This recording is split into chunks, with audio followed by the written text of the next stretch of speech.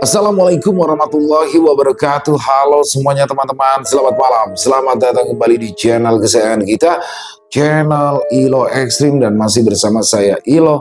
Dimanapun teman-teman berada, semoga teman-teman selalu dalam keadaan sehat walafiat, tanpa kekurangan satu apapun. Amin amin ya rabbal alamin. Dan pada kesempatan yang baik ini, saya akan membawakan satu kisah dari Jenar Moksa. Ini kisahnya keren banget teman-teman ya. Dan kisah kali ini akan ada dua setting tempat nih. Yang pertama di desa terpencil di Lampung ya teman-teman ya. Lalu juga di Gunung Slamet, berarti di Jawa Tengah sekitaran Banyumas. Waduh, ini akan membahas tentang ritual di Pancuran Pitu Gunung Slamet. Sebelum kita masuk ke dalam kisahnya, buat teman-teman yang mungkin belum subscribe channel Ilo Ekstrim, yuk bisa diklik dulu tombol subscribe. Jangan lupa lonceng notifikasinya juga dinyalakan agar teman-teman selalu mendapatkan notifikasi dari konten-konten yang akan kami upload selanjutnya. Untuk channel Ilo Ekstrim, kami upload setiap hari teman-teman ya, setiap malam jam 7 malam waktu Indonesia bagian Barat. Gak pakai berlama-lama lagi, pasti udah gak sabaran kan untuk masuk ke dalam kisahnya. Kita langsung saja masuk ke dalam kisahnya. Bodoh horor. Kisah buru sawit di pedalaman Lampung. Ritual di Pancuran Pitu Gunung Slamet.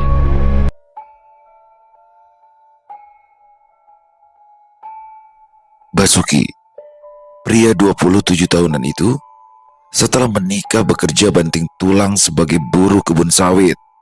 Pergi saat matahari belum muncul dan pulang ketika gelap. Upahnya pas-pasan, tapi demi Martini istrinya yang patuh dan setia, baginya tak mengapa memeras tenaga hari ke hari demi orang tercinta, bisa memakai pakaian bagus dan makan kenyang. Lalu semuanya runtuh, bukan oleh kenyataan yang dilihat dengan mata kepala sendiri, melainkan oleh bisik-bisik kotor yang merayap dari mulut ke mulut ibu-ibu yang terlalu senang mengunyah aib orang lain. Di desa Braja Selebah, Lampung Timur, gosip murahan itu menyusup ke telinga Basuki. Seperti pisau tumpul, tidak langsung mematikan tapi mengoyak pelan, menyayat harga dirinya sedikit demi sedikit sampai tak lagi bisa bernafas dengan tenang. Nama Martini disebut-sebut, dipelintir, dicabik, lalu diseret sejajar dengan nama Marzuki. Tetangga sebelah rumahnya, lelaki 40 tahunan, pekerja kantoran biasa yang gajinya tak seberapa itu. Juga punya beberapa toko, dari pakaian sampai sembako di pasar Braja Harjasari. Status sosial terpandang, dihormati, tapi mendadak menjelma jadi bangsat, bajingan, menjijikan dalam pandangan Basuki. Membuat darahnya mendidih, bukan semata karena cemburu, melainkan karena kehormatannya sebagai laki-laki diinjak ramai-ramai. Istrinya dipermalukan, tubuh dan kesetiaannya dijadikan bahan gosip, dirinya direndahkan, dijadikan lelucon murahan di sepanjang kebun sawit. Tempatnya menjadi buruh lepas, menebas jerami di antara pohon. Pergi pagi, pulang gelap, begitu kata mereka. Bekerja di sawit mandor, ladang sendiri digarap tetangga.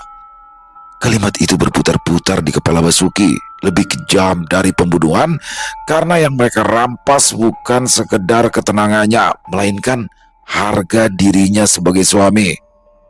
Aku harus menanyai Martini, geram Basuki sambil mengayuh sepeda pulang.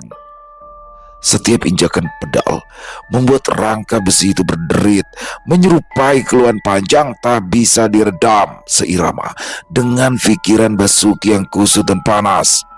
Awas saja kalau benar, awas saja kalau betul Martini main belakang sama Basuki, ku habisi dia, tak ada ampun, dihukum seumur hidup pun aku rela.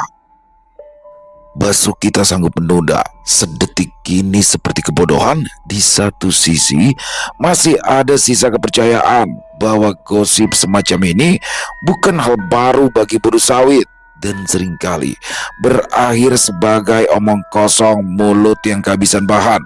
Tapi Firasat Basuki kali ini berbeda, terlalu menusuk. Nyata, ada sesuatu yang benar-benar busuk dan selama ini tersembunyi rapi di balik rumah tangganya. Begitu sampai di rumah, Basuki langsung menyandarkan sepeda dengan asal ke dinding papan rumahnya. Tangannya gemetar, dadanya panas seperti bara. Ada suara ratusan lebah berdengung di telinganya begitu mendapati Martini sudah berdiri di depan pintu. Rambut panjangnya dicepol asal, tubuh sintalnya dibungkus daster tanpa lengan yang katanya baru dibeli di pasar Braja Harjosari Kapanari. Tak ada senyum menyambut, apalagi tatapan hangat. Wajah Martini tegang. Ada sesuatu di sana yang membuat perut Basuki mual. Refleks, tangannya memegang tangkai golok yang tersampir di pinggang. Langkahnya mendekat. Dadanya bergemuruh, curiga sudah naik ke tenggorokan, menggelapkan akal sehatnya. Martini menangkap gerakan dan tatapan itu, membuat ekspresi gugupnya semakin ketara. Kenapa kelihatan gelisah begitu, Tin? Atau jangan-jangan kau menyimpan sesuatu dariku? Tanya Basuki mengkeram, matanya yang tajam menyapu ujung kaki sampai kepala, berusaha mendapati jejak pria lain yang tertinggal. Martini terdiam sepersekian detik, lalu memaksakan senyum tipis. Dadanya bergemuruh hebat, buru-buru ia menampik. Enggak mas, beneran enggak. Aku cuma kepikiran kamu. Kapan ya kamu bisa libur bareng sehari 2 hari di rumah? Basuki tertegun tanpa berkedip. Aneh, batinnya biasanya Martini paling sewot kalau dia di rumah. Katanya laki-laki itu ya harus bekerja, jangan berhenti meski hidup sudah kaya, bahkan sering dibanding-bandingkan. Dengan santainya Martini mengibaskan tangan di depan wajah suaminya. Dari mulutnya keluar kata-kata yang tidak pernah ia pakai selama ini. Sudah mas, jangan bengong, cepat mandi, kita makan bareng ya. Aku sampai lapar nungguin kamu pulang. Tanpa menunggu jawaban, Martini balik badan masuk ke rumah. Sementara Basuki masih berdiri di ambang pintu, bajunya basah oleh keringat, melekat tajam di tubuhnya yang kurus, bukan karena kurang makan, tapi berat menanggung beban di pundak. Pada akhirnya, perlahan tangannya terlepas dari gagang parang. Ia memilih menelan kecurigaannya sendiri. Di desanya memang gosip cepat berganti mulut. Malam itu Martini mendadak berubah. Di meja makan, nasi satu piring dimakan berdua. Jika biasanya boro-boro makan berhadapan saja membuat perutnya mual, tapi tidak dengan saat ini. Sendok saling beradu pelan, bahkan satu gelas diminum berdua. Senyuman tak pernah lepas dari wajahnya, bekerja sama menutupi sesuatu. Jarang banget kamu begini, andaikan setiap hari. Gumam Basuki menyapu wajah Martini yang tidak membalas tatapannya menanggapi. Makan aja mas, enak juga ya, sepiring makan berdua, ya kan? Mata merah Basuki memicing, membenarkan dengan anggukan, mencoba menenangkan hati. Diam, menelan mentah-mentah ucapan manis barusan. Meski tahu itu dusta, Martini memang makan, tapi kerongkongannya enggan menelan. Kata-kata Martini selanjutnya terlalu tenang untuk rumah tangga yang sedang disayat gosip, dan justru itulah yang membuat dada Basuki makin beruap. Begitu menyusul masuk kamar, Basuki mematikan lampu. Pandangannya menyapu atas ranjang. Di sana Martini sudah membelakangi. Seperti biasanya, punggungnya adalah tembok. Basuki mendekat dengan gerakan hati-hati, duduk di tepi ranjang, berharap kemesraan tadi masih berlanjut. Martini, bisik Basuki, lalu tangan kasarnya menyentuh pundak sang istri, tapi baru saja jarinya menempel, sudah ditepis keras disusul tendangan kaki. Capek mas, jangan pegang-pegang ah, bentak Martini. Suara penolakan berikutnya pecah, bukan karena lelah, tapi jengkel yang disimpan terlalu lama. Basuki mendengus. Pada akhirnya amarahnya menggema seperti bariton. Capek apanya? Seharian di rumah. Coba kau merasakan panas-panasan di kebun sawit. Badan macam dibakar matahari. Tulang dari pagi sampai sore diperas oleh mandor. Loh, aku di rumah juga kerja loh mas. Sambar Martini seperti biasanya tidak mau kalah. Nyapu, nyuci, masak. Alasan. Kalau kau seperti ibu-ibu lain, istri-istri lain nurut, aku gak bakal maksa. Potong Basuki, suaranya mengeras kasar karena sedari lahir terbiasa hidup serba mepet. Ya, Basuki cuma minta jatah biologis, tapi penolakan seperti itulah yang selalu ia terima. Martini terdiam sesaat, matanya bergerak ke arah dinding, lalu memalingkan wajah, menelan sesuatu yang terjadi keluar. Basuki kembali mendengus kasar, amarahnya meletup sampai urat pada batang leher dan pelipisnya menonjol ketika bicara. Lebih capek buruh. Sudah, jangan bikin aku naik darah. Cepat buka, atau mau aku robek-robek celana dalammu. Buka! Ketika Basuki hendak membuktikan ancaman, Martini langsung berkata, "Iya mas." Sunyi akhirnya jatuh di antara mereka. Yang terjadi setelah itu tak lagi butuh kata, hanya ketegangan yang dipaksakan, kedekatan tanpa hangat, dan jarak yang justru makin lebar meski tubuh berdekatan. "Cepat aku ngantuk." Keluh Martini kesal, wajahnya terus berpaling, kedua tangannya tergeletak begitu saja di samping. "Ya," saut Basuki pendek, "bekerja, menuntaskan seperti orang mengejar sesuatu yang tak pernah mau menunggu." Beberapa saat kemudian, Basuki mengatur nafasnya sendiri. Dadanya naik turun, tubuhnya basah oleh keringat, lalu rebah ke samping seperti rongsok tak berguna.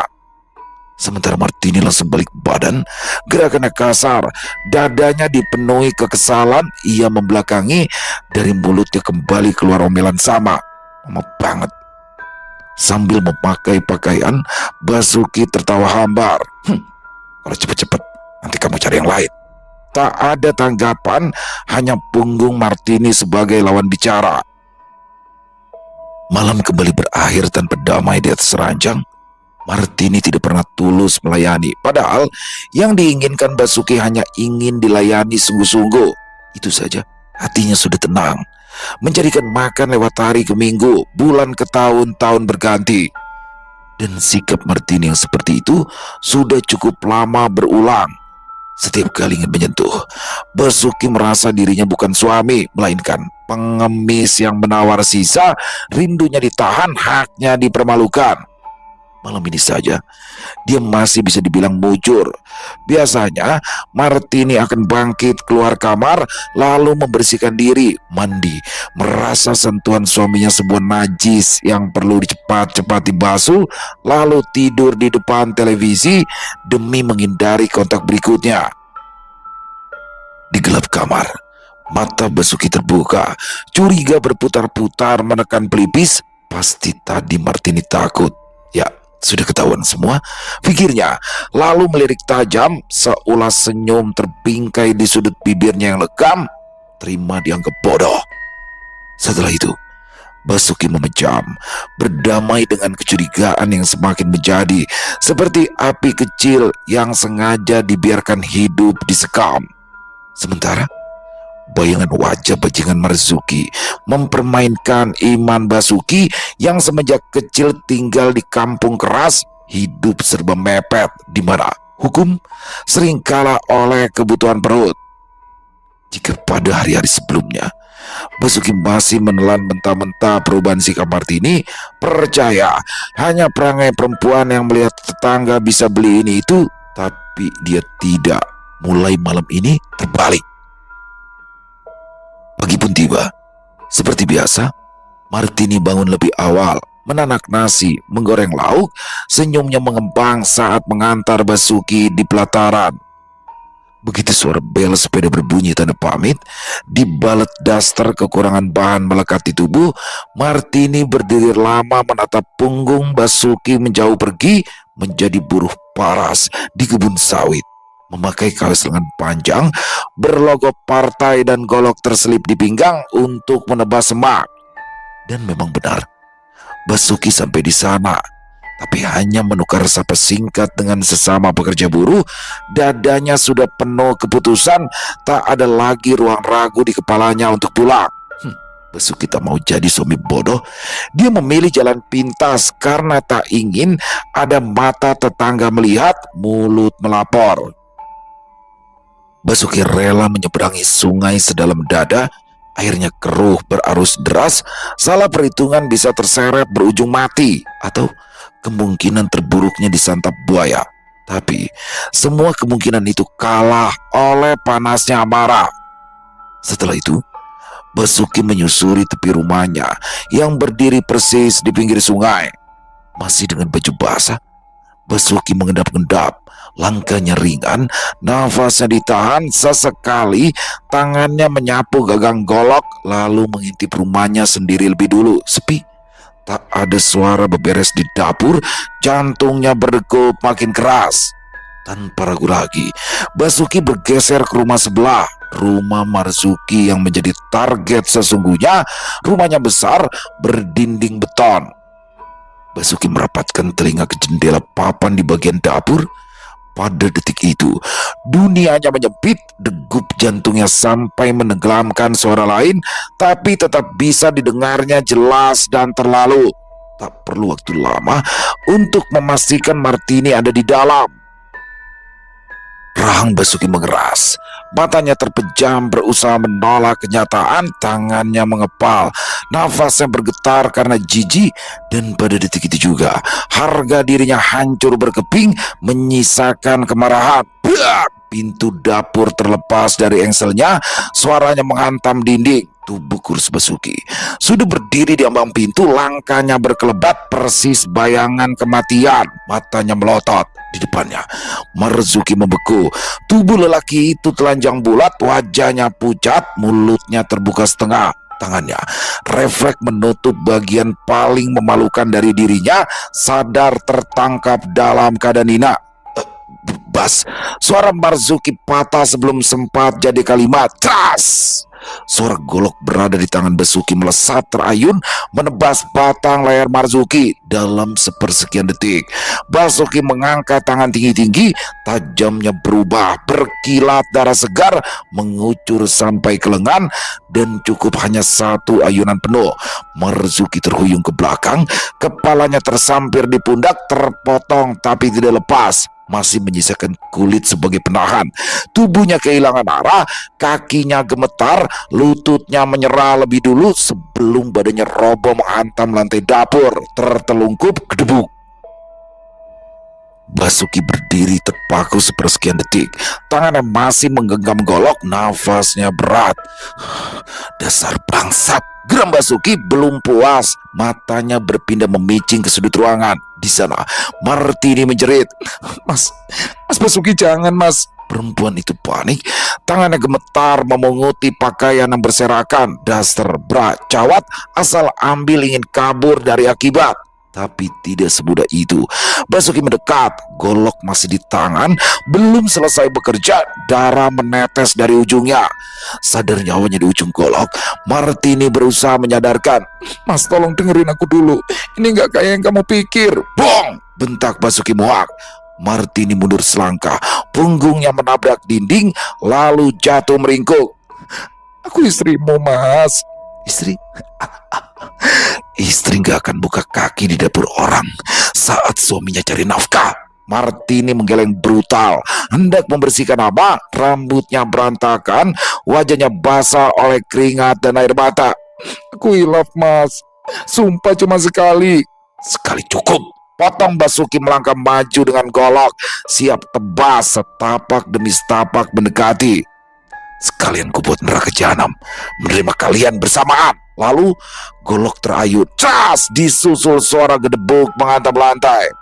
Belum sempat memakai selai benang pun Martini menyusul tumbang mati, membawa pergi jeritan di kerongkong yang tak sempat keluar. Tubuhnya ambruk tak jauh dari Marzuki menyusul mati. Tapi tunggu dulu, tidak. Basuki masih berdiri menghadap jendela, terkesiap. Kedua tangannya mengusap wajah dengan kasar.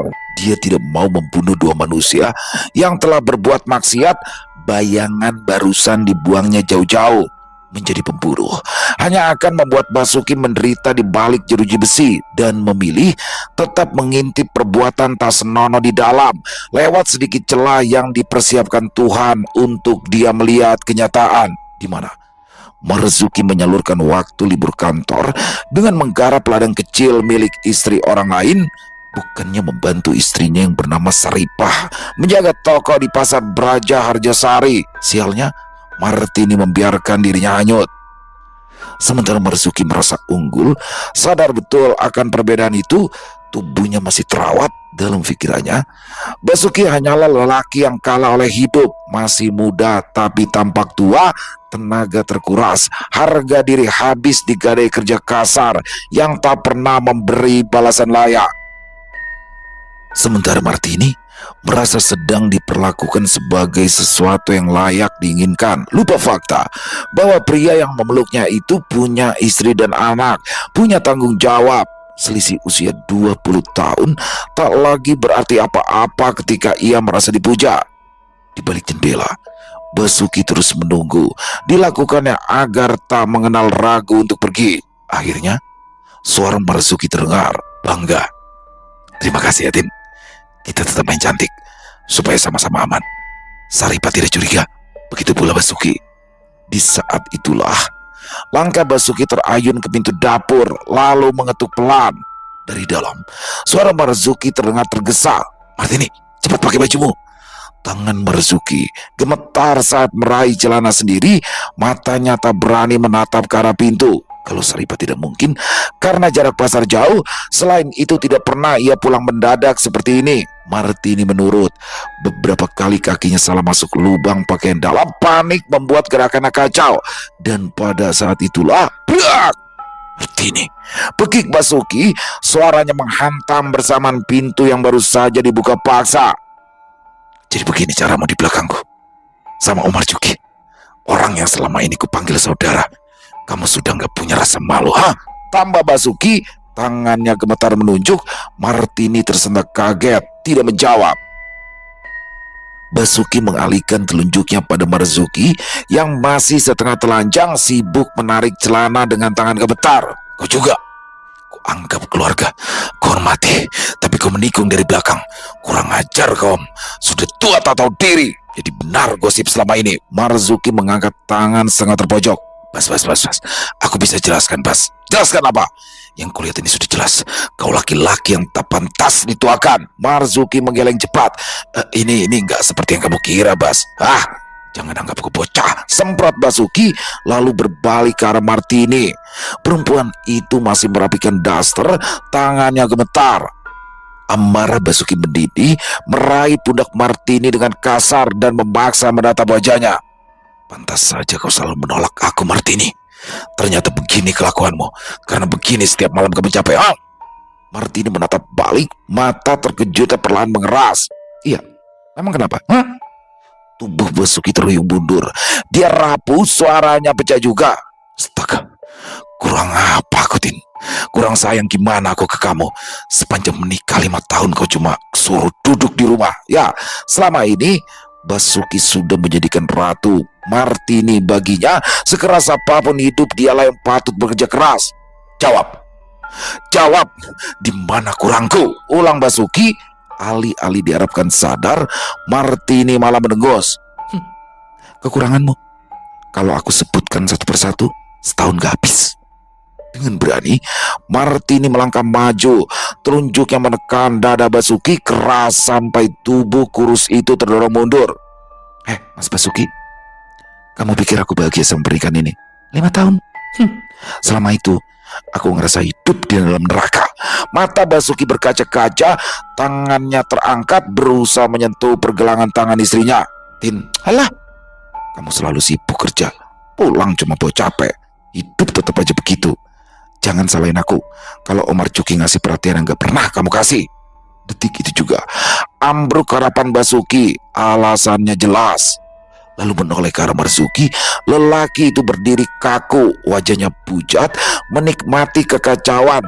Dia lebih unggul secara finansial dan semuanya. Tapi dia itu sudah berkeluarga, Tin. Dan kamu tetap milih selingkuh sama dia? Tanya Basuki butuh jawaban. Iya, aku emang mau sama dia. Kenapa? Sambar Martini matanya berkilat puas. Seketika ruangan dapur dibekap sunyi. Basuki terdiam, rahangnya mengeras, tapi kali ini bukan karena marah. Martini melirik ke arah Marzuki, tidak mau menyiapkan momen yang tepat mengungkapkan keinginan. Aku nggak main-main ya, Om. Aku mau kamu tanggung jawab. Dia menelan ludah lalu menambahkan, aku mau jadi istrimu, walaupun jadi yang kedua. Marzuki tersentak, tangannya refleks berhenti mengancing celana, wajahnya pucat, matanya membelalak. Tin, jangan ngomong sembarangan. Kamu jangan menginginkan hal lebih dariku. Belum selesai kalimat itu, diam, bentak Basuki, sebelah tangannya mengepal. Kalau mulutmu masih ingin makan, lebih baik kau berhenti bicara sekarang.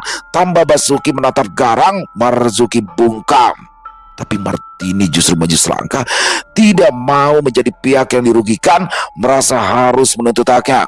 Kenapa, Om? Takut kalau nggak mau tanggung jawab, aku bisa lapor ke Tante Saripah. Marzuki memberanikan diri bicara. Jangan, Tin, jangan. Aku nggak mungkin. Terserah. Aku udah nggak mau lagi sama Basuki. Pokoknya Om harus tanggung jawab, potong Martini. Setelah itu Martini menoleh kasar pada Basuki. Udah dengar kan? Ceraikan aku. Basuki tersentak, mengangguk, tidak menyangka. Baik, kalau memang itu pilihanmu, aku tidak akan menahan orang yang sudah ingin pergi. Urus sendiri. Aku akan meninggalkanmu. Sambil tertawa mengejek, Martini menanggapi. Baik, aku akan urus surat cerai sendiri. Terima kasih sudah meninggalkanku, Tin, balas Basuki, lalu melangkah mundur, tidak mau melanjutkan perdebatan. Sesampainya di rumah, langsung masuk ke kamar, mengisi pakaian yang tak banyak ke dalam plastik kantong kresek merah. Tujuan Basuki satu, pulang ke rumah ibunya di desa Sidorejo Ulu, tempat ia dibesarkan, sebelum hidup membawanya terlalu jauh. Basuki keluar dari rumah itu tanpa menoleh lagi, langkahnya mantap.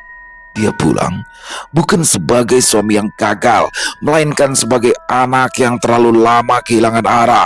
Dari desa Braja Selebah, Basuki menumpang ojek kampung menuju jalan lintas. Dari sini naik bus kecil antar desa menuju desa Sidorejo Ulu. Masih di wilayah Lampung, desa itu tempat ibunya menetap setelah sang bapak mati. Perjalanan tak sampai setengah hari, tapi rasanya jauh. Menjelang siang, Basuki tiba. Ibu, suara Basuki pecah begitu langkahnya tertancap di pelataran.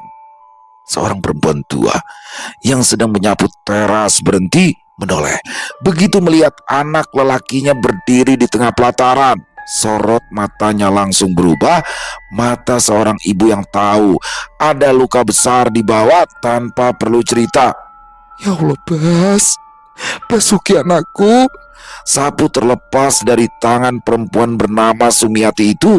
Dia melangkah cepat, lalu memeluk tubuh Basuki yang kurus dan lusuh.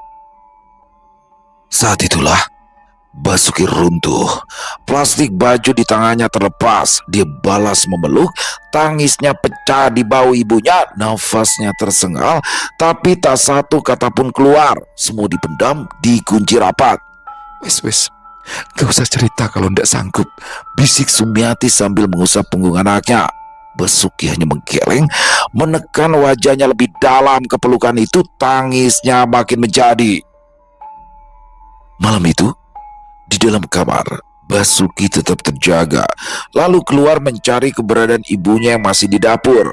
Bukan untuk membuka aib rumah tangganya, dia tak ingin ibunya menanggung luka yang bukan miliknya. Tapi ada satu hal yang mengganjal di dada. Ada panggilan untuk datang di tempat jauh. Bu, sapa Basuki, lalu duduk tepat di samping ibunya yang sedang memilah jagung manis untuk direbus dan seperti biasanya akan dijual di pasar.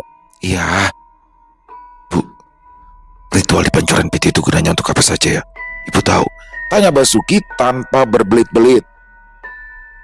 Akhirnya Sumiati menoleh. Tidak ada keterkejutan di wajahnya. Yang menjawab, ya jelas ibu tahu. Ibu kan asli sana, lahir di sana sampai besar sebelum menikah. Terus sama almarhum bapakmu diajak ke Lampung merantau. Itu tempatnya di lereng Gunung Slamet. Nah, Pancuran Pitu itu untuk orang bersih-bersih diri, buka aura, rezeki dan batin. Seperti yang ibu pernah ceritain dulu. Masa kamu lupa sih? Ya, Sumiati memang orang asli desa Karangmangu, kecamatan Baturaden, Kabupaten Banyumas, Jawa Tengah, hanya saja sudah menetap di Lampung. Penjelasan itulah yang diinginkan Basuki, tapi wajahnya justru tertunduk. Kenapa tiba-tiba kamu nanyain Pancuran Pitu, Bas? Lanjut Sumiati, ada senyum tipis tersungging di bibirnya. Masih ingat benar, waktu Basuki masih kecil, dia suka menceritakan tempat-tempat wingit di daerahnya. Basuki menghela nafas berat, kemudian berkata jujur, "Aku ingin ke sana, Bu. Aku ngerasa hidupku selalu berat. Rumah tangga, kerja, rezeki, seperti nggak pernah lapang." Sumiati memandang lama, tidak sedikit pun rasa curiga. Kalau memang itu niatmu, cari yang namanya Pak Wiryo. Dia itu masih kena pamannya ibu, masih saudara misan. Banyak orang yang kenal sama dia karena memang dia juga juru kunci. Rumahnya dekat Baturaden. Bilang minta diantarkan biar hidup bisa dimulai ditata lagi. Basuki mengangkat wajah, matanya berkaca-kaca. Ibunya tahu, dia yakin itu tanpa perlu ia membuka satupun keburukan Martini. Hening membekap ibu dan anak itu dalam beberapa saat. "Bu, tapi aku nggak punya uang, Bu." Tanpa kata, Sumiati bangkit, masuk ke kamar, tak lama kemudian keluar sambil membawa dompet kecil yang sudah lusuh, mengulurkannya. "Ini, apa ini, Bu?" Basuki ternganga mengambilnya. Sumiati tersenyum, kembali duduk. Sebelah tangannya mengusap-usap pundak anaknya. "Itu tabungan ibu." Basuki menggeleng. "Tapi Bu, buka aja." Dengan tangan gemetar, Basuki membuka dompet itu. Di dalamnya terselip kalung emas 15 gram sesuai yang tertera pada kwitansi dibungkus plastik bening. "Jual saja, pakai buat bekal. Sisanya untuk pegangan, selebihnya ndak usah dipikirkan sekarang. Yang penting harus nerima, yakin yang terjadi sudah menjadi ketetapannya. Baik buruknya tinggal kita sendiri yang nyikapi. Percayalah, dituntun ke jalan yang lebih baik." Kata-kata itu menancap, suara Basuki bergetar. "Bu," Sumiati tersenyum, suara teduhnya melanjutkan, "Bagaimanapun keadaan kamu tetap anak ibu. Tanggung jawab ibu." Kalimat itu menampar Basuki lebih keras dari penghinaan manapun. Basuki sadar, selama ini ia habis-habisan untuk Martini, tapi lupa pada ibunya, lupa menjadi laki-laki yang bertanggung jawab pada asalnya. Pagi datang cepat. Sumiati sudah memasak sejak subuh, sambil menyiapkan dagangan jagung rebus yang akan dibawa ke pasar. Nasi hangat, sayur bening, dan telur dadar disiapkannya di atas meja. Sementara Basuki sudah duduk di bangku meja makan. Matanya tak lepas menatap wajah ibunya yang menyediakan nasi ke piring kosong sambil bicara. "Bas, nanti kalau sudah selesai bersih-bersih diri, kalau memang bisa dapat kerjaan di sana, tetap di sana saja. Dimanapun kamu berpijak, itu masih bumi Tuhan. Ibu di sini baik-baik saja. Kalau nanti sudah punya uang, jangan lupa balik ke Lampung, tengokin ibu." Basuki mengangguk. Dalam diamnya ia berpikir, memang dia butuh udara baru. Tinggal di sini hanya akan membuat bayangan pengkhianatan Martini dan Marzuki akan terus menghantui. "Sudah, ayo cepat dimakan," ujar Sumiati. Mata tuanya tak lepas membingkai wajah tertekan anaknya. "Iya, Bu, aku sudah lama ingin makan masakan ibu," jujur Basuki. Sesendok demi sesendok, nasi itu masuk ke kerongkongan Basuki. Setelah sekian lama, makanan itu terasa nikmat, dingin melintasi kerongkongannya. Begitu selesai, Basuki mencium punggung tangan ibunya lama, sangat lama, sebelum akhirnya ia berucap, "Bu, berikan doa restumu agar aku menemukan hidup yang jauh lebih baik di sana." Sumiati mengangguk cepat. "Ibu tidak pernah lepas mendoakanmu, Bas." Sambil membawa tas lempang tersampir di pundak, Basuki membawa langkahnya pergi. Setelah emas itu terjual, uang tunai berpindah ke tangan. Basuki tak menunda, perjalanan panjang ditempuh olehnya. Tujuannya jelas, Desa Karangmangu, Kecamatan Baturaden, Kabupaten Banyumas. Menjelang sore, ojek yang ditumpangi Basuki berhenti di depan sebuah rumah sederhana beratap genteng. Di terasnya, ada lelaki duduk di bangku kayu sedang mengasah sabit. Nah, itu yang namanya Pak Wirjo, Mas, kata pengemudi ojek itu sambil mengarahkan jempolnya. Terima kasih, Mas, ucap Basuki. Senang jalannya dipermudah. Sesuai kata ibunya, ia memberitahu niat kedatangannya pada tukang ojek dan diantarkan sampai depan rumah ini. Begitu motor ojek pergi, Basuki lekas-lekas mendekati teras rumah, berucap sopan sambil menunduk. Permisi. Lelaki itu mengangkat kepala. Ya, cari siapa, Mas? Saya mau cari Pak Wirjo, jawab Basuki sambil kembali menunduk hormat. Aku, jawab lelaki itu. Basuki menelan ludah, ia tersenyum canggung. Saya anak Ibu Sumiati dari Lampung, Pak. Pak Wirjo mengernyit, menatap dari ujung kepala sampai kaki, memaksa otaknya bekerja jauh lebih cepat. Sumiati. Iya, Pak. Pak Wirjo menggeleng pelan, berusaha memastikan. Sumiati adiknya Mbak Kromo. Basuki sampai mengusap dada lega. Iya, Pak, betul, Pak. Akan tetapi, Pak Wirjo tidak percaya begitu saja. Ia memastikan. Bapaknya siapa namanya? Basuki menjawab mantap. Almarhum bapak saya namanya Sutrisno Hadi, Pak. Seketika, sabit di tangan Pak Wirjo terjatuh, matanya melebar. Tris, kamu anaknya Sutrisno Hadi? Ya, Pak, Sumiati dan Sutrisno Hadi, Pak, jawab Basuki melengkapi. Pak Wirjo bangkit berdiri, mendekat, menatap wajah Basuki lebih dekat, memastikan kemiripan itu, lalu tertawa pendek. Almarhum Sutrisno Hadi itu dulu paling bandel di desa ini, tapi ya paling jujur. Lah ternyata kamu cucunya Mbah Kromo. Ya, Mbah Kromo adalah orang tua Sumiati, tapi sudah lama meninggal. Bahkan semua anak-anaknya sudah tidak ada di Karangmangu, mencari kehidupan jauh lebih layak di luar pulau. Basuki cepat-cepat membenarkan. Ya, Pak, saya cucunya, Pak. Akhirnya Pak Wirjo menepuk pundak Basuki. Masuk. Sudah lama aku nggak dengar kabar Sumiati. Di dalam rumah, mereka duduk di bilik kecil setelah disambut ramah oleh keluarga lainnya. Nah, sekarang bilang, apa niatmu ke sini? Kata Pak Wirjo sambil menyodorkan teh panas yang barusan disuguhkan istrinya. Basuki menarik nafas panjang. Saya ingin bersih-bersih diri, Pak. Batin saya berat, rezeki seret, hidup rasanya selalu mentok. Makanya ingin buka aura. Pak Wirjo manggut-manggut. Kamu gak mau cerita yang lain? Basuki menggeleng. Cukup itu.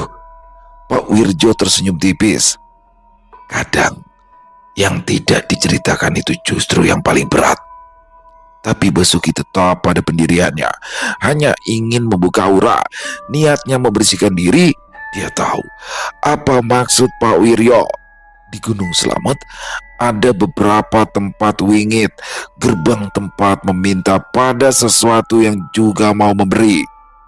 3 hari kemudian, setelah rasa lelah menempuh perjalanan panjang hilang, sebelum subuh, Basuki diajak berjalan menyusuri jalan setapak menuju Pancuran Pitu.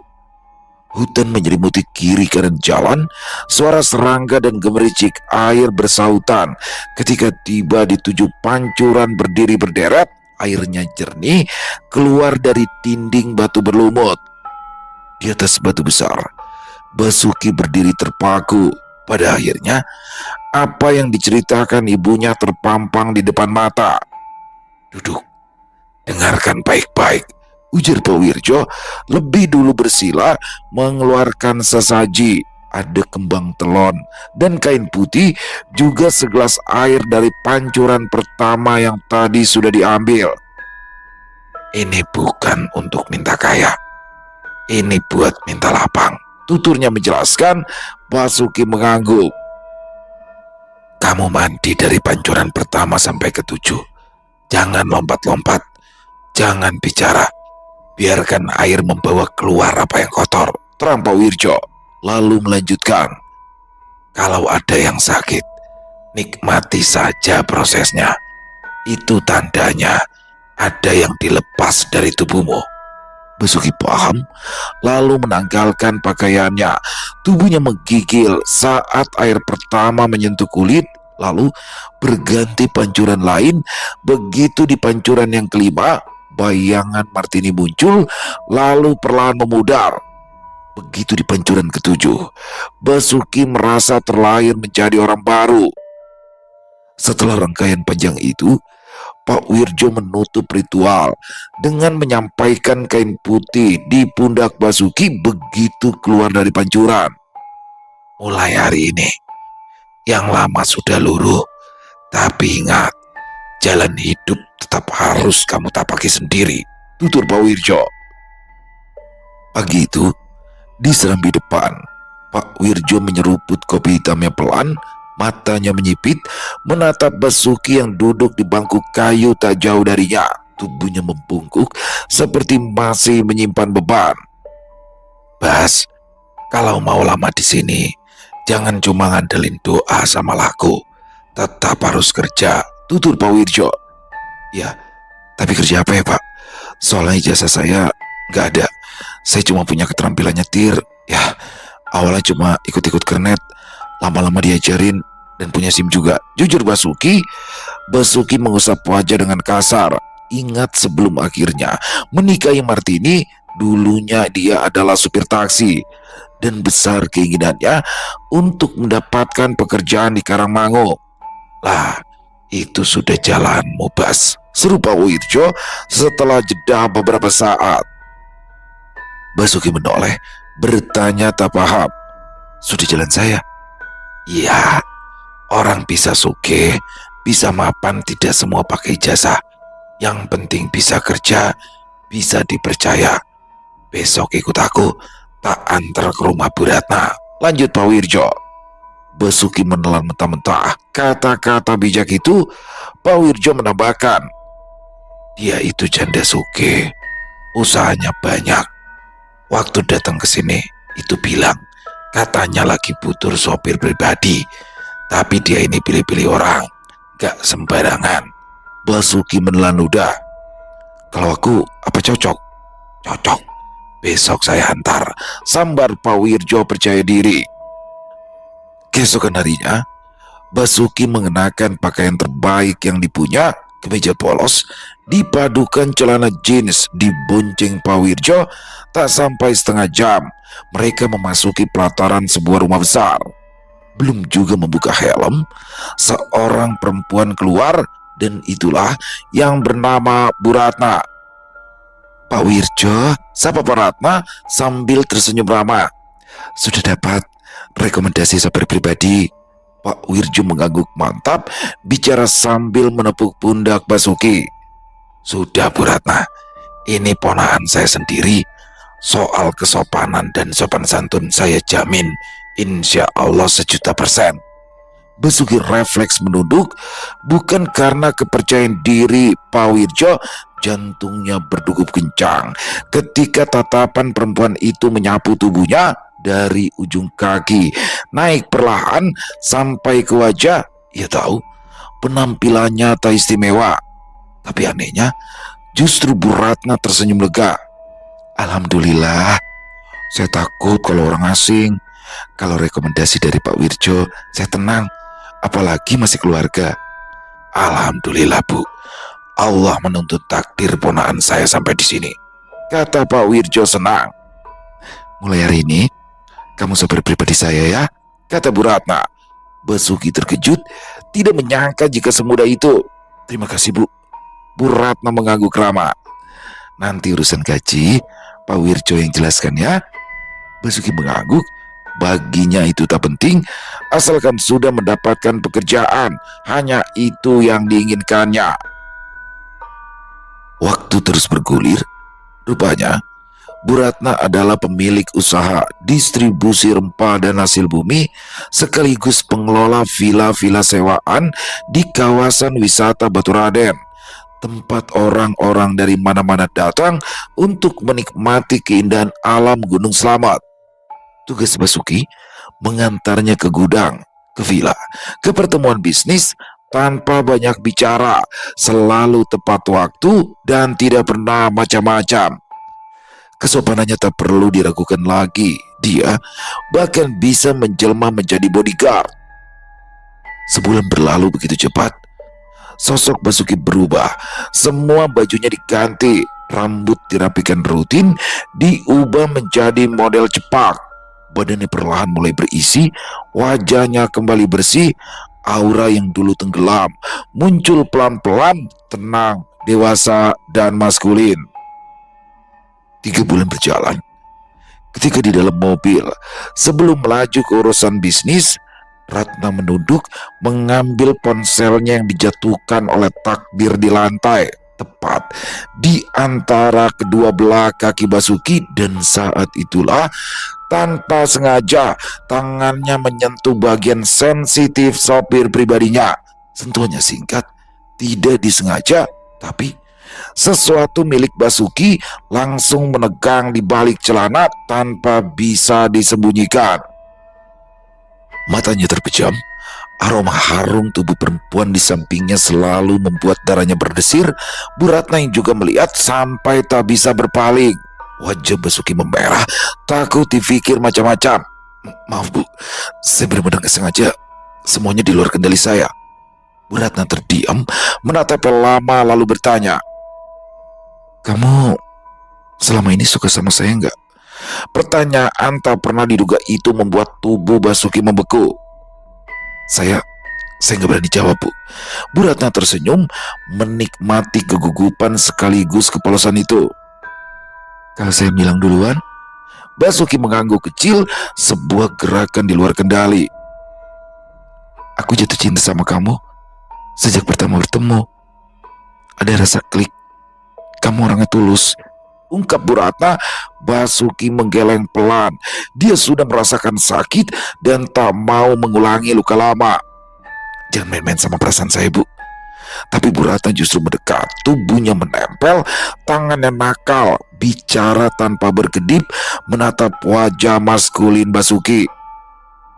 Aku gak pernah main-main. Kalau kamu ragu, aku mau kamu nikahi. Sekarang pun jadi. Basuki terdiam, sebuah kecupan mendarat di bibir, membalas pun ia tak sanggup, dan itu justru semakin membuat Bu Ratna jatuh cinta. Waktu membuktikan ucapan itu. Pas genap hitungan 6 bulan, Basuki menikah. Statusnya bukan lagi sopir pribadi, tapi duduk sejajar mengurus cabang usaha Bu Ratna, terutama villa dan distribusi. Uang cukup, perhatian utuh.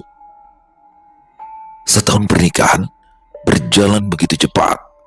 Di atas ranjang empuk, jemari Basuki memilin rambut Ratna yang bersandar manja di dada telanjangnya, lalu bertutur dengan lembut dan hati-hati.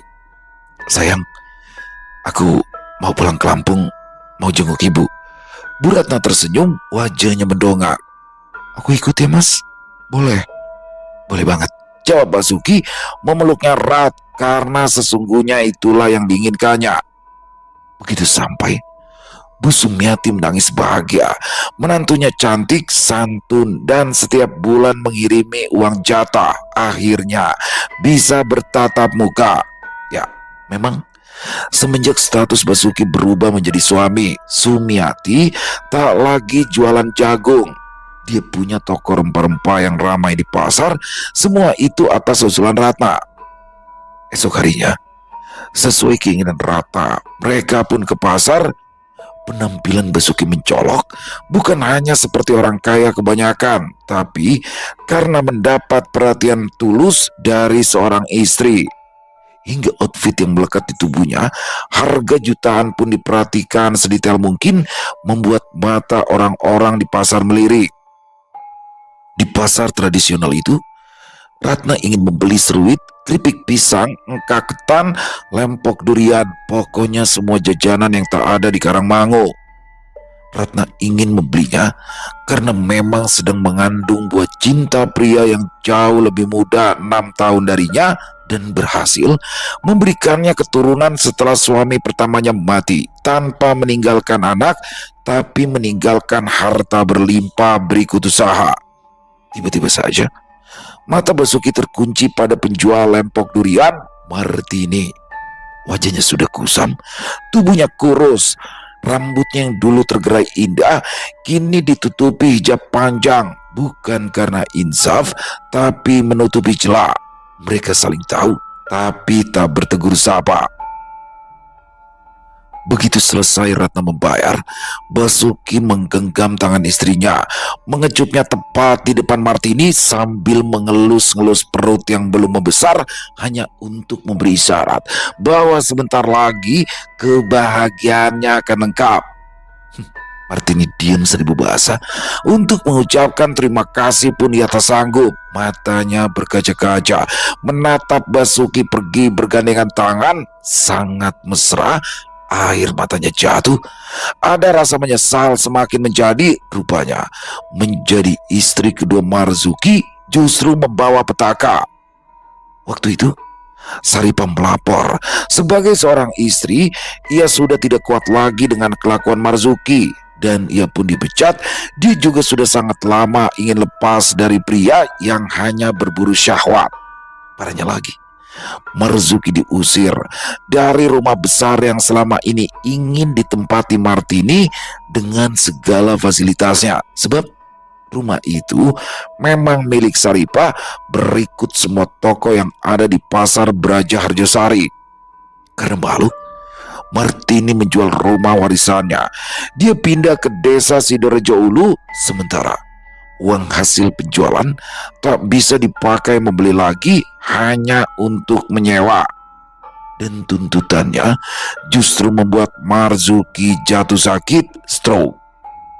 Untuk memenuhi kebutuhan hidup sehari-hari, Martini jualan lempok durian, sementara Marzuki hanya terbaring di kasur lapuk di rumah sewa berdinding papan menjadi pesakitan yang setiap harinya untuk sekedar makan saja ia butuh bantuan Martini yang semakin lama semakin galak, mengalahkan anjing menyalak minta ampun. Selesai. Wow, luar biasa kisah dari Jenar Moksa. Keren, pakai banget. Puas saya denger endingnya ya. Bagaimana di awal seorang Basuki buruh sawit ya, yang bekerja banting tulang demi bisa membahagiakan istrinya Martini, tapi ternyata Martini udah ketangkep basah tuh masih begitu. Awalnya kaget saya, teras, nggak taunya itu hanya bayangan liar dia aja ya. Dan pada akhirnya Basuki bukan memaafkan, tadinya menerima. Tapi ternyata Martini justru minta cerai. Ya udah, tinggalin aja, buat apa juga kan. Saya setuju banget tuh sama Basuki ya. Karena kalau dia mengapa-ngapain tuh Martini maupun si Marzukinya, ya dia akan berakhir di jeruji besi. Dan di sini dia mengambil langkah besar ya. Dia datang ke rumah ibunya yang masih ada di Lampung, dan ibunya menyuruh dia untuk ke Pancuran Pitu di Gunung Slamet untuk menemui Mbah Wirjo, yang mana itu adalah pamannya. Dan akhirnya dia setelah melakukan ritual di Pancuran Pitu membuka aura, di situ dia bekerja sama Bu Ratna. Dan waduh, di sini Bu Ratna adalah jodohnya ternyata teman-teman. Janda kaya, cantik, punya aset, punya perusahaan. Waduh, siapa yang nggak mau ya kan? Dan setelah dia sukses ketemu tuh sama Martini, yang ternyata Martini benar-benar nikah sama Marzuki. Tapi ingat, yang kaya bukan Marzuki, yang kaya adalah Saripah istrinya. Sehingga ya begitu Marzuki ditinggalin sama Saripah, ya kelar. Akhirnya mereka harus tinggal di kontrakan kecil, bahkan Marzuki sakit-sakitan. Mantep ya, makan tuh asam-asaman Martini ya. Dan akhirnya Ya enggak bukannya senang di atas penderitaan orang lain, tapi itu adalah karma teman-teman. Dua orang yang sudah menyakiti hati seseorang akhirnya harus merasakan karmanya, dan Basuki hidup bahagia bersama Bu Ratna. Luar biasa kisahnya, keren pakai banget Jinar Moksa. Dan semoga kita semua bisa mengambil hikmah yang baik dari kisah barusan dan dibuang yang buruk-buruknya. Ditunggu lagi untuk Jinar Moksa kisah-kisah selanjutnya. Buat teman-teman yang suka dengan videonya, bisa klik tombol like-nya, tombol hype-nya juga boleh diklik ya, dan bisa dong dibantu di-share link videonya ini ke teman-teman yang lain agar juga ikut merasa terhibur. Buat yang punya komentar lain, bisa menuliskan di dalam kolom komentar ataupun hanya sekedar saling menyapa. Insya Allah kami akan menjawabnya satu persatu. Di akhir kata, saya Ila mengucapkan permohonan maaf apabila mungkin dalam pembawaan kisahnya barusan ada kata-kata saya yang salah ataupun ada kata-kata saya mungkin yang kurang berkenan. Saya mohon dibukakan pintu maaf yang seluas-luasnya. Sampai berjumpa lagi di konten-konten kami selanjutnya, pasti tidak kalah ngerinya, pasti tidak kalah seramnya. Masih bersama saya Ilo di channel Ilo Extreme. Salam sehat sukses selalu untuk kita semua. Wassalamualaikum warahmatullahi wabarakatuh.